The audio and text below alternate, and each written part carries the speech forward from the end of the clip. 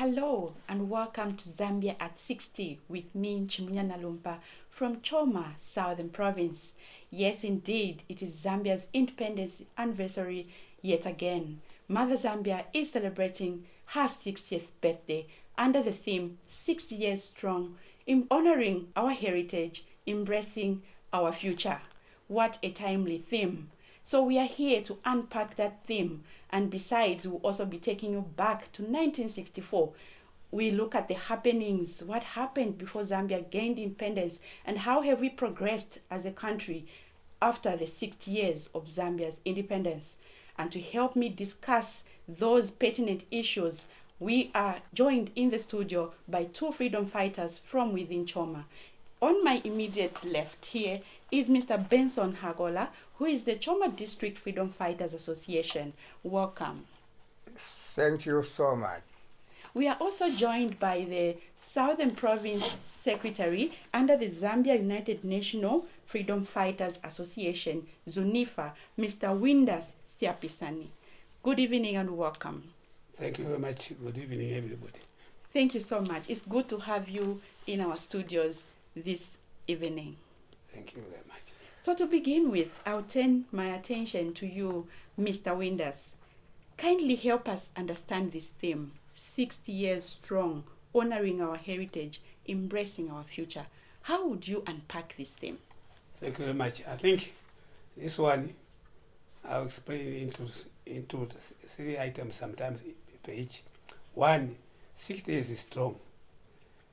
To us, it means since we gained our independence, politically, economically, socially, we have been strong. We never had the disturbances that disturbed our country.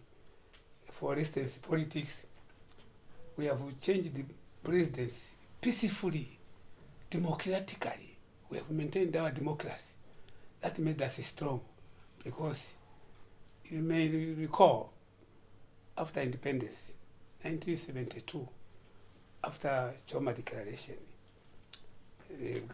we went into one-party state peacefully, and that one-party state existed from 72 to 1991. We never had the problems all over. Then we changed again, it came with democracy. We changed peacefully. There was no thing that was the people lost life. The president was there, accepted the democracy. They came in and we had elections, peaceful. And up to now, we are still maintaining our democracy. 60 years strong indeed. Yes. Two, economically. When we took over our government as Zambians, we find our friend the mines. They were equally teaching us agriculture, modern methods, which we followed. Then definitely we maintained, we opened up depots, government brought in cooperatives to buy foodstuffs like maize from peasant farmers to empower them. Storage sets were constructed to keep the food safe. That meant we had the food throughout. We never had the disaster. We went for food for some long time, nothing. Then, socially, we made. People were in business, people were happy, things were moving in life, continued up to now. We never had a breakdown that there was this breakdown in people, lost whatever, their culture, what have you, nothing. That is why we are strong for 60 years. Thank you so much. Maybe you can now explain further on the issue of honoring our heritage. How are we doing as a country when it comes to honoring our heritage? How appropriate is it that we are talking about honoring our heritage after 60 years of Zambia's independence? Thank you very much. Because in this one again, I think I would two subheadings. One, keeping our political status. Two, economic status. Three, who are we as Zambians? I start this one. because as Zambians, we are Zambians. Despite our ethnic groupings, when you go into independence, we realize that to come together will be strong and they will be peaceful. Therefore, that time, a slogan was developed: one Zambia, one nation. That is how we had honored our heritage up to now. Because we may recall that when these politicians started this struggle for political independence, to self-rule, the Anki president was Alimwanga Kumbula. Later on, the General Secretary General, Dr. Kenneth Kaunda, a member. That tied ourselves, which we have learned up to now. Then, when it comes to economic development, we found our mines. The colonial masters started mining. They came here because of mines, to enrich themselves. Now, we continue to maintain our mines, taking them over as a government, so that we benefit from our mineral resources. So the honoring of our heritage has continued to this day, both politically and economically. And economically. So that is how we have honored our heritage. We didn't change mine, nothing we have changed. Say we stop mining, we go fishing, we stop this. No. In fact, economically, we built in Tazara, you may remember, which was not there.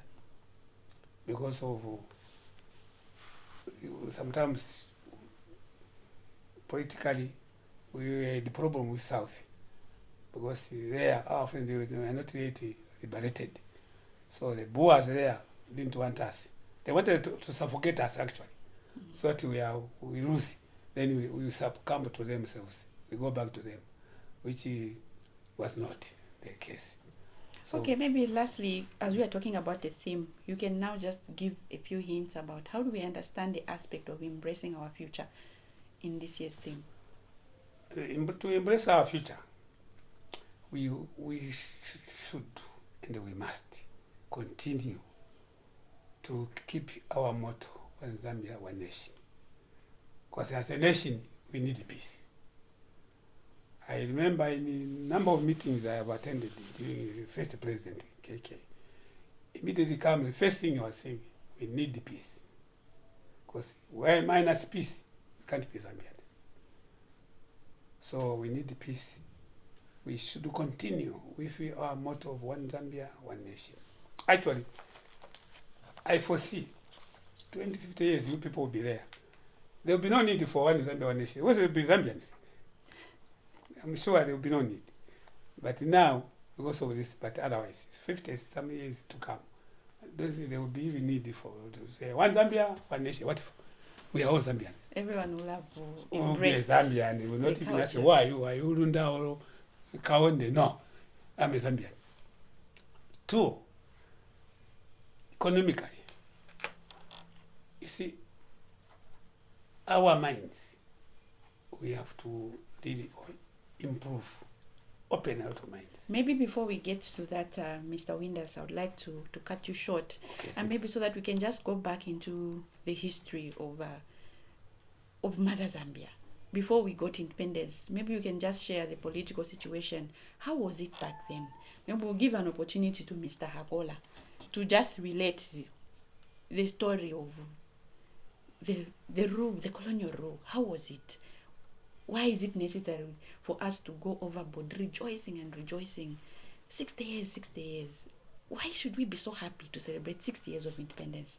Let's reflect on how life was like back then.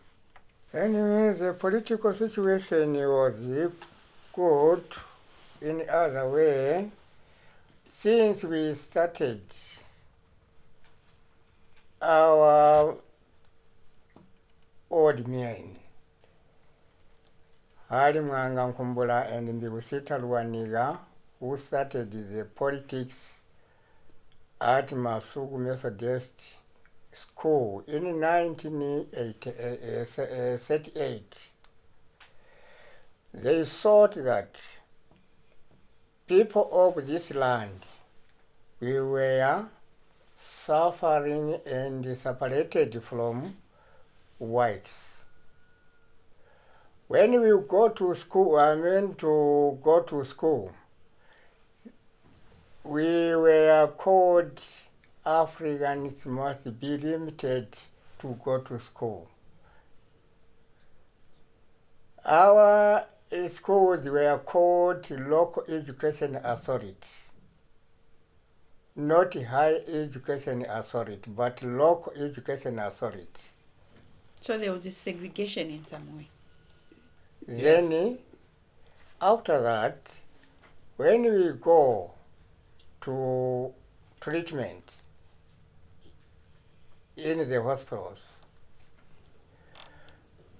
we were not treated in the same hospital as whites. We were separated because we were called Africans. We were treated as dogs, not as a human being. That's why these two major leaders came to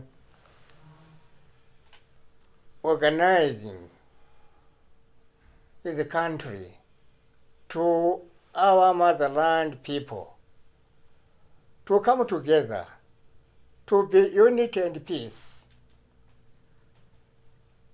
How can we achieve and to move these whites which are not looking at well?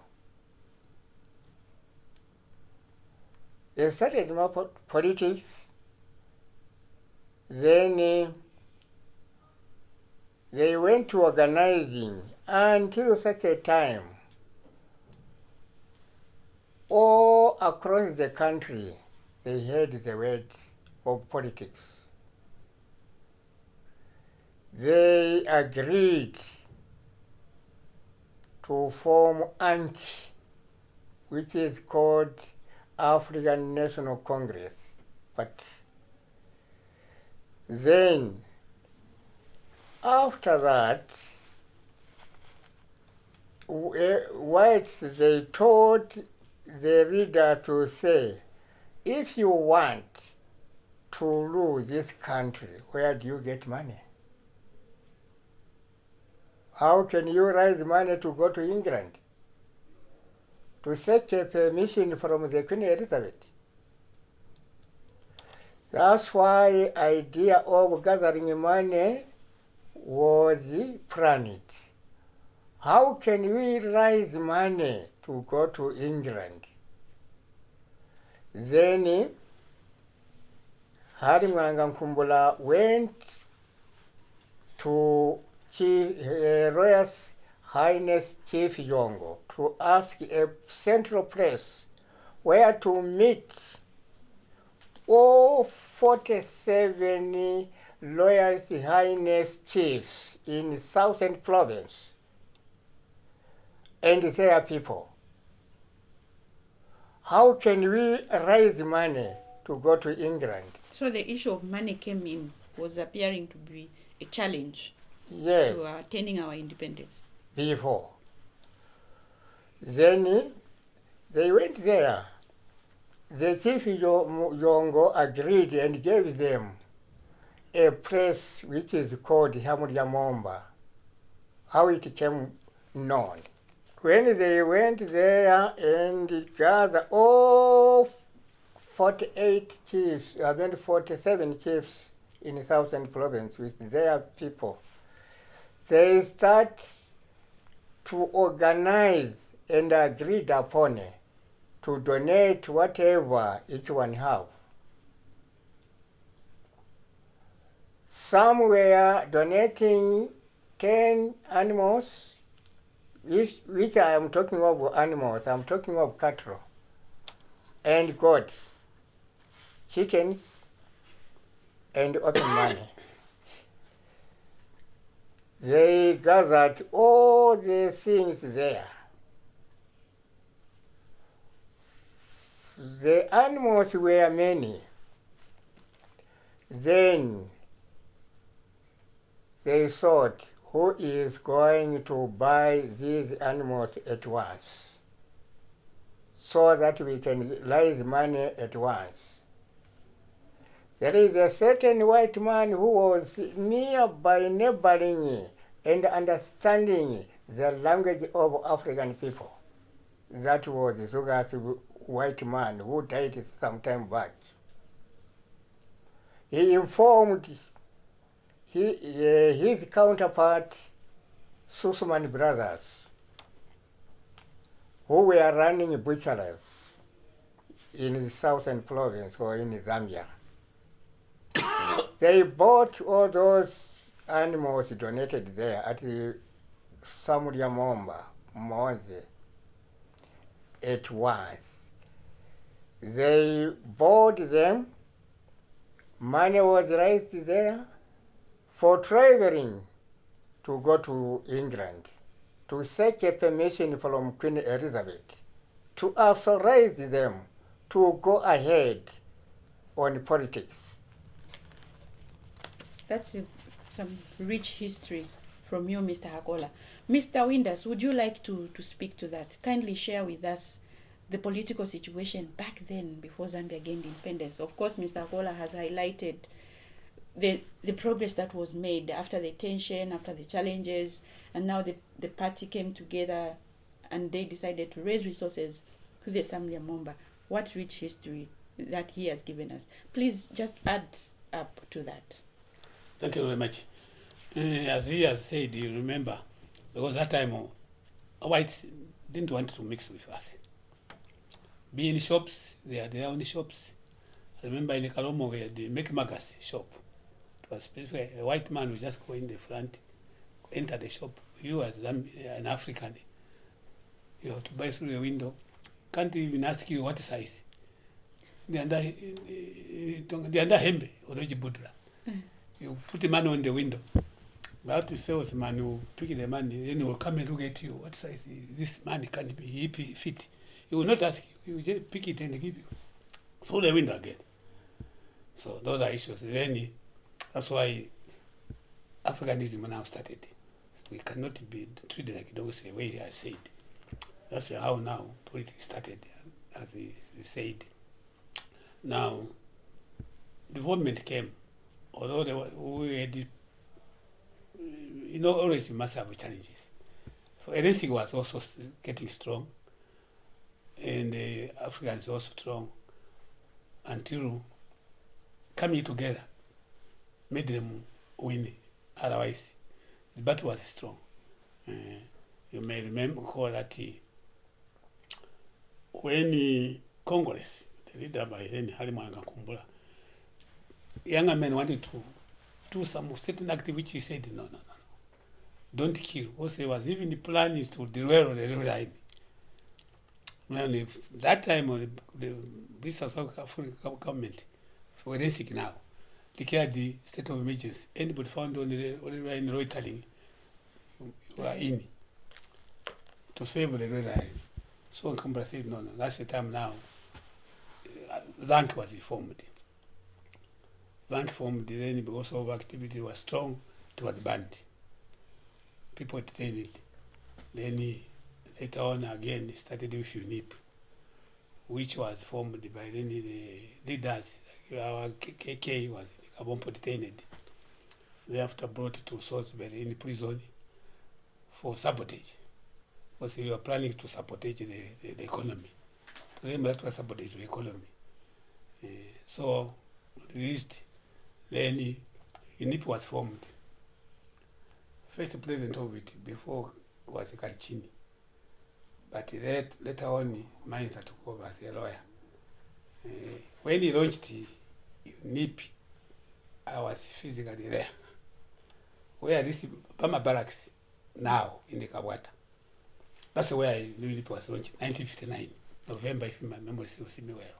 Maybe as you are talking about the launch of UNIP, Mr. Winders, it would be good to appreciate your own experience As a freedom fighter, do you remember of any particular scenario or situation in which you were victimized, or the efforts that you put in to fight for this independence that we have enjoyed for 60 years now? Yes, I have. Because as a student now, we were at Hodgson, that time called the Hodgson Technical College. We were doing certain activities. I was in the building and construction. I was supposed to do 4 years. Now, because of these political activities that involved us students, whilst felt unsafe. I remember when there's a film or evening news before BBC News, you have to, the national anthem is sung and you have to rise. So we started not rising for that national colonial at the royal anthem.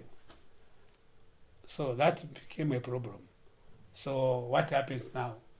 Politics became really in the college. We were involved. You see, we made it to my branches in this security.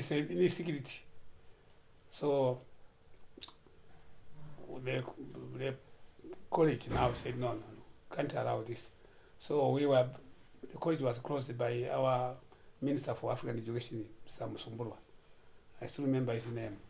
We were the 3 Africans nominated by colonial government, thinking they were representing Africa, but they were not. Because they had no authority to represent Africans. They were controlled by the colonial masters. With the Mwamba was the Minister for African Agriculture. Then Musumburwa, Minister for African Education. As he said, the Europeans had their own education, with their own education. Because from subway to standard 6, a white man from grade 1 to grade 5 he goes to secondary school. You were 3 years struggling to go to secondary school. Then 5 years, standard 5 he goes to Form 1. It was indeed a challenge, eh? It was really a challenge. So now, when the college was closed, we were banned, no readmission. Up to now, I lost. Because that was the problem. Then when after that, went home, did some other things. That's time now, 1962. I really became a full member because I had a card now. I bought a card. In 1963, we started UNIP now. Because UNIP now was all over. Now we had a challenge. Because Southern province mostly were dominated by Congolese. My areas, Matajara, where I come from, we could not talk of UNIP. You were beaten. But we were saved because my father was a native called Kireki. So they were fearing him. If they beat us, they would be in trouble. We formed a branch in our village. Me, chairman, my cousin was a secretary. So I joined the UNIP in 1963. I have a card. We continued until liberation of Zambia. Good works. Thanks to our freedom fighters. In case you're just joining us, you are watching Zambia at 60 from the Zanis Choma studios in Southern Province. And we are joined in the studio by 2 freedom fighters. One of them who happens to be Mr. Benston Hagola, who is the Choma District Freedom Fighters Association chairperson. We also have Mr. Windas Seapisani, who is the Southern Province Secretary under the Zambia United National Freedom Fighters Association. So to continue on the program, we come to you, Mr. Hagola. Kindly share your personal experience as a freedom fighter. Any specific situation that you can recall. My personal situation of politics. Surely, I do remember when I joined politics in 1961. I joined the politics in 1961 in ANT, which is known as African National Congress. While I was doing Standard 5, by that time, I was ready to start my education. I was really a big person. Then Because of politics, I joined. I was expelled from school. The time when I was in standard 5, when the manager of schools, as he said earlier, Musumbulo and others, they came to say, oh, these people who are involved for politics, they must leave the school. I am one of those who left the school and, from my standard 5. And we appreciate you for your works, Surely. our freedom fighters. So we'll take a short break. When we come back, we'll be talking about what is there to celebrate in the 60 years of Zambia's independence. What have we achieved since 1964? Let's go for a break.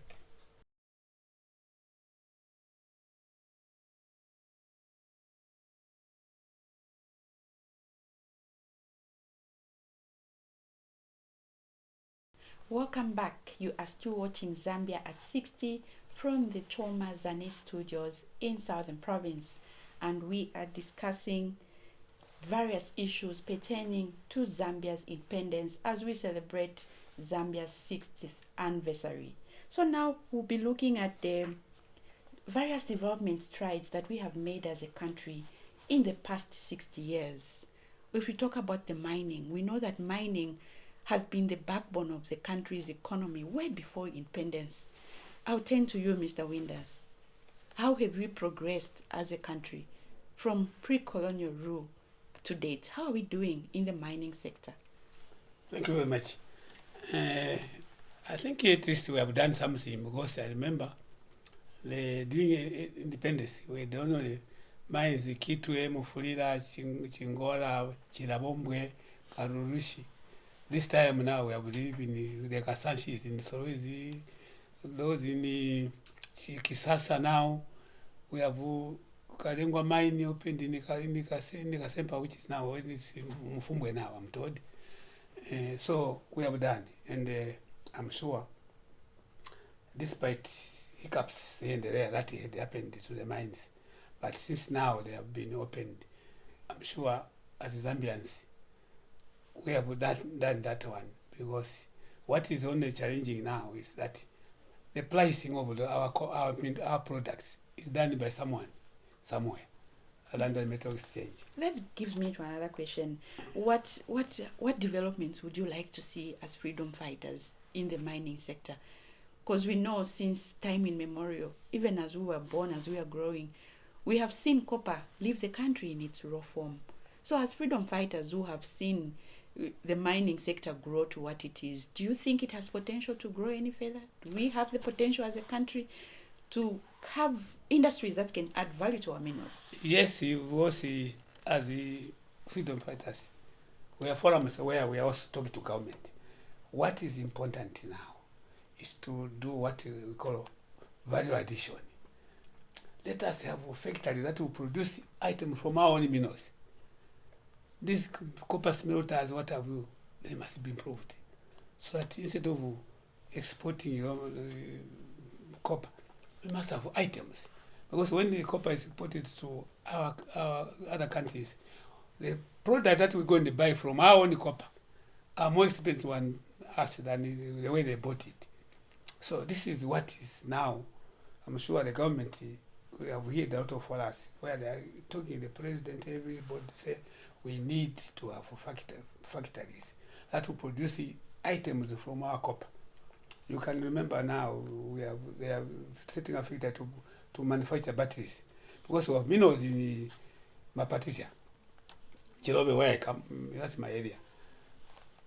Lithium, which is material for manufacture of batteries.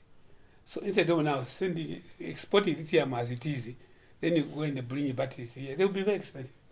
So that is what we are also now, that should be done. And the economy, even our kwacha will be very strong, because our kwacha now is getting weak because of not pricing our own materials. That's a very, very valid point. And you can imagine we are 60 years and it has taken us this long to get there. But it's actually good that we're actually getting there. Thank you so much. Mr. Akola, would you like to speak to the agriculture sector? How do you think the agriculture sector has grown over the years? This time, agriculture is moving very well on because we have a lot of associations in farming.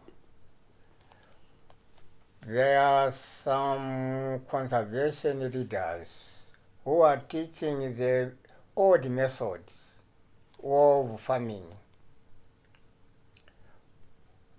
for pot holding, which is very important, and holding water even if it is a drought. Water cannot move anywhere but holding. The crops are growing very well. And that was the agricultural practice that you embraced as our freedom fighters back then. Yeah. So now, even those who are now went for training of teaching the farmers how to grow their products in their fields. We have a lot of challenges, a lot of things to learn.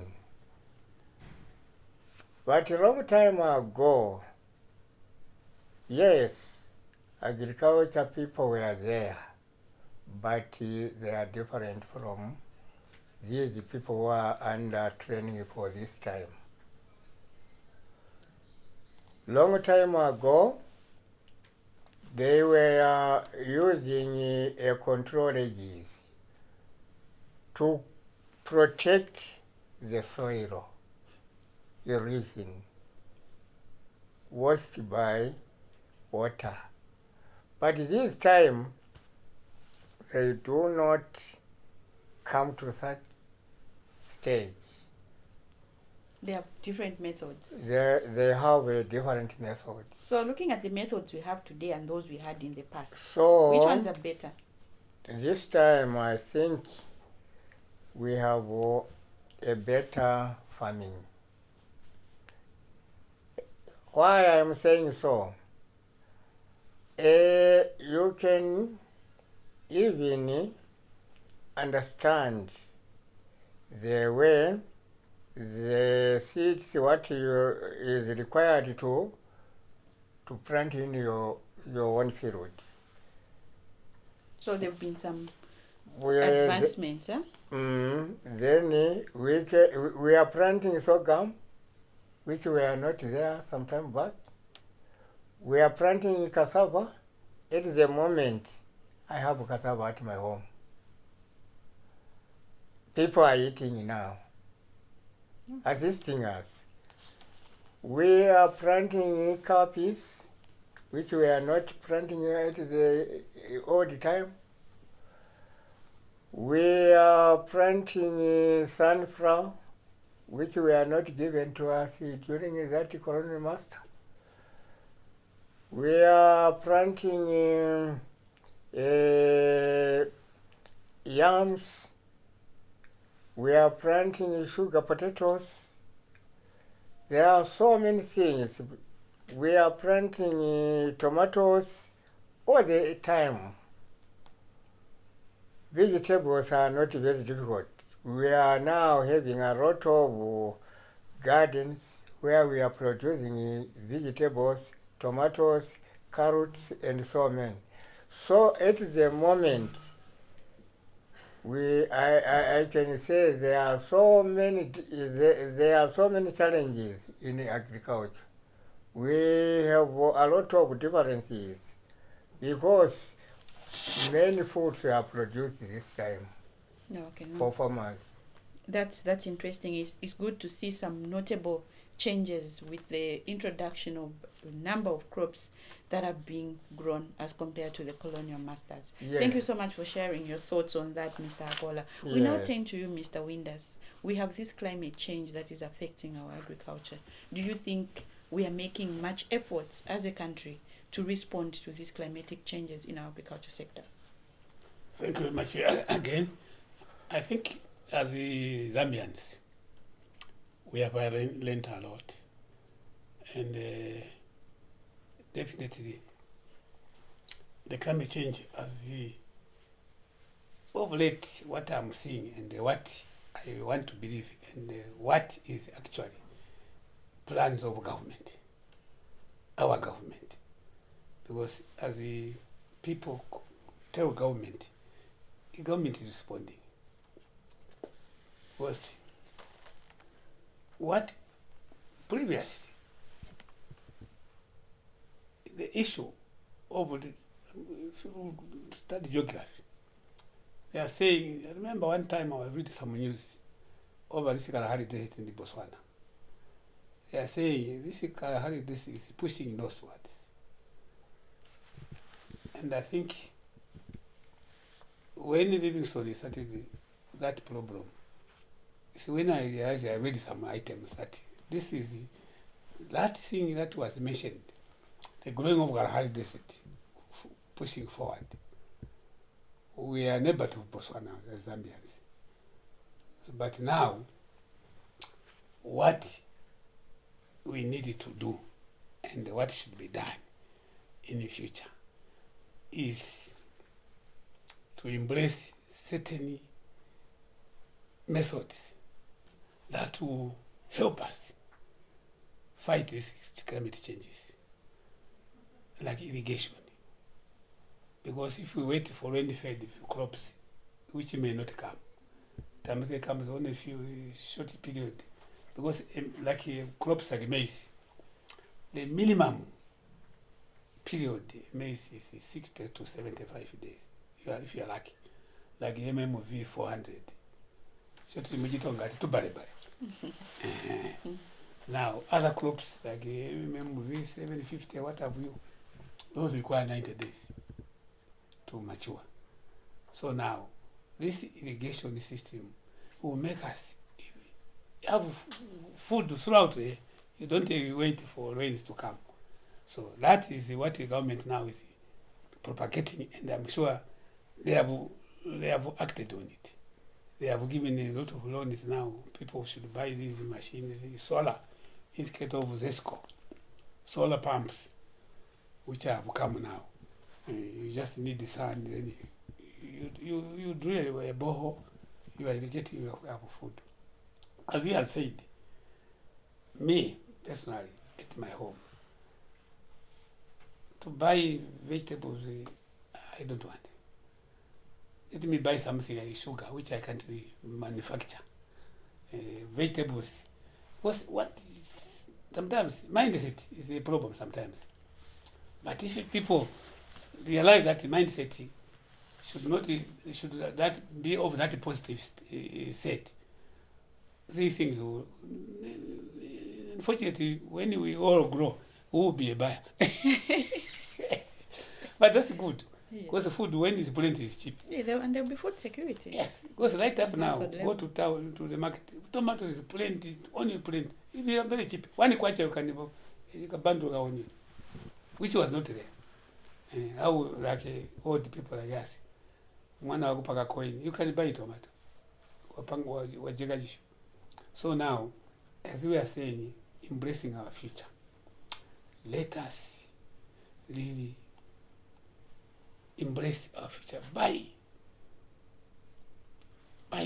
propagating method that will help us as we go, so that whatever calamities may come should not be a serious calamity.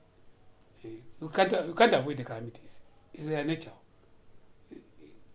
But I think effects can be minimized by avoiding, by planning what should be done. Thank you so much, Mr. Winders. There you go. We need to be adaptive to the changing climatic conditions. As the freedom fighters have put it, let us develop a mindset change and decide and try and have some backyard gardens. As we celebrate 60 years of Zambia's independence, let's make that as one of our goals for this independence. We go to the education sector. education reforms. What education reforms have we enjoyed in the past 60 years? What is there to celebrate about in the education sector? Mr. Winders, would you like to speak to that? Thank you very much. I am one of the person who was affected. Yeah, I think on education sector, I'm sure the country, Zambia, we have done. As I was saying, during colonial days, in Africa it was difficult to go to a secondary school. I even imagine how our former leaders, Kumbula, Bikstaliwaniga, got degrees. I don't know how they got them. Because it was not easy. So, I'm sure we have done it. Because at our time in Zambia, the government secondary school was one, Munali. All these primary schools countrywide, only Munali secondary school. And in a class, that time, you cannot go more than 30. Now you can imagine from one class in Munali. How many people in Zambia? The whole country Zambia. Then the teacher training colleges, it was only Jaribana. And the primary school teacher college was in Masabuga.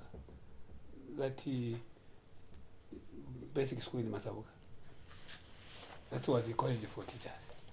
So now, according to now, when you got independence, our government vigorously told the world with these education grants by other donors. World Bank came in. A lot of secondary schools were put up. This time, I don't think the district will have a secondary school. Almost 3-4 secondary schools in one district. Missionary, these churches also have come up, assisting the government to build schools. So now, universities, we have how many government universities? We have Lusaka University, Bunkuruma, Mulungushi, Koba Belt. Now, the government is saying now we want to put universities in all provinces. We are doing it. I think before you even get to tertiary education, talk about the free education. What impact do you think it has had on Zambia's education system? I think you know what, Mr. Moderator, at our time, you could look at your parent is able to pay the £60. If you know how polite you are, you can't go to further school. You can be passing. I remember at our class in Namyanga, Philemon Monde became number 1, but didn't go anywhere. Because nobody would help him.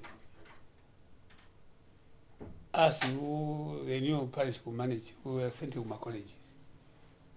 So now, this is free education. I think, to me, I don't know how government dreamed about it. Because it has helped a lot of people. Because even now, my chamberlains, they are back in the classes. So there is no, Manango's on the he writes something else to what she's saying. That's why now, this education will really help us.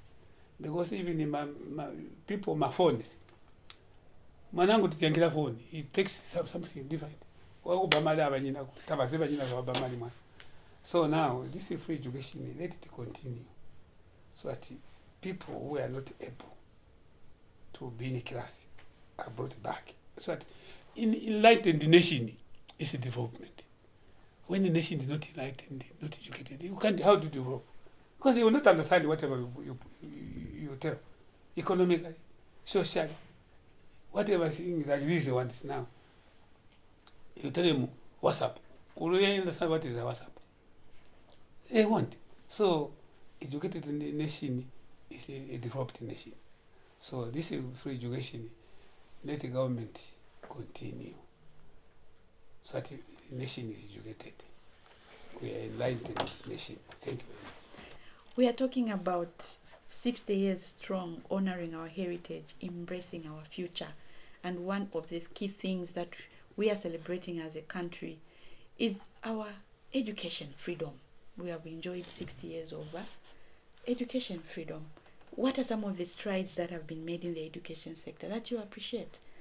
As Mr. Winders earlier alluded to, the free education. How do you personally appreciate the free education policy being implemented? Surely, free education, I really appreciated the government. Why I am saying so? This time, men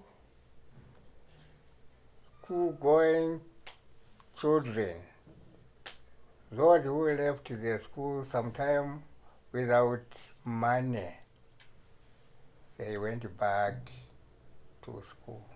They are learning because of free education. I'm happy for the government, which is now saying free education. If a person or have a children at home who left a school without going further, it is their time now to go back to school, because the government is willing to give them free education. People must be appreciative about this one, because many people were facing many difficulties. If you have no money, you can't send your child further, or in grade 8, you can even end up to grade 7. But at the moment, they are learning up to higher education. We are happy because people are now willing to go to school. Thank you so much, Mr. Hakola.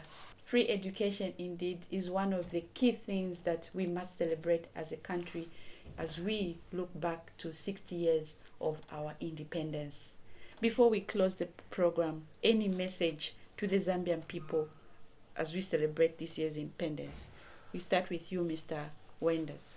Thank you very much. I'm sure as Zambians, let us embrace our future. Let us maintain what we are, so that we are Zambians, as Zambians. Celebration of this for us to be 60 years without interference, no stoppage of any government. No peaceful change of presidents. Let us celebrate with love, with joy, because God, I'm sure, as he heard our prayers, we say, Zambia is a Christian nation. Can we maintain that one so that we are in peace? Because I'm sure, as it is, I'm sure many Zambians are really appreciating it. We should continue to embrace our future, enjoy our independence, because it's not easy. 60 years to be so peaceful. It's not easy. There must be something, some people really use their brains to maintain peace. Because peace is one of the commodities that is very fragile if you misfire. Very fragile commodity. For you to ask to maintain peace since 1960 up to today, we ask every Zambians, please, let us maintain what we are. Because us who have moved in certain countries, in these meetings we had held, they were asking us, Zambians, what happens? Why are you so peaceful? Here in our country, we see problems, we had these problems, when you went to Zaire. They had the Banyamulengezi, they had what, who created problems. But in Zambia, we're quiet. I remember one time I was in Botswana. Said, yeah, we are learning a lot from you people in Zambia. Also, they are peaceful. The other time I was in Zimbabwe, they are saying, you helped us to get independence, and you are so peaceful. We are really learning a lot. So, please, Zambians, I'm appealing to you. Can we maintain our integrity? Because integrity is one of being a gentleman. If you have no integrity, I don't know how you could be called a lady or a gentleman. So, thank you very much. Thank you so much. Over to you, Mr. Hakola. What message do you have for the students ahead of our my last message, I'll read it. One I indicated through this paper. Yeah, it is because of unity that made us to fight for and obtain independence as one people. We urge you to continue observing and preserving our culture and national values, principles, and accountable to our motherland, Zambia. Patriotism, love, respect, where integrated in our fight for independence, we appeal to all Zambians to be patriotic, to love each other, respect each other, and maintain peace and unity of our motherland. message of peace there strongly re-echoed from the two freedom fighters we have in the studio. You have it. Yes, this has been Zambia at 60 from the Zanis studios in Southern Province with me, your host, Nchimunya Nalumpa. I would like to thank the two freedom fighters who came in to give us hints or to celebrate the independence with us by giving us the history and the various development strides that they have witnessed in the past 60 years of Zambia's independence. On behalf of the entire production crew, this has been Chimunya Nalumpa. It's back to Lusaka. Good evening. Good evening.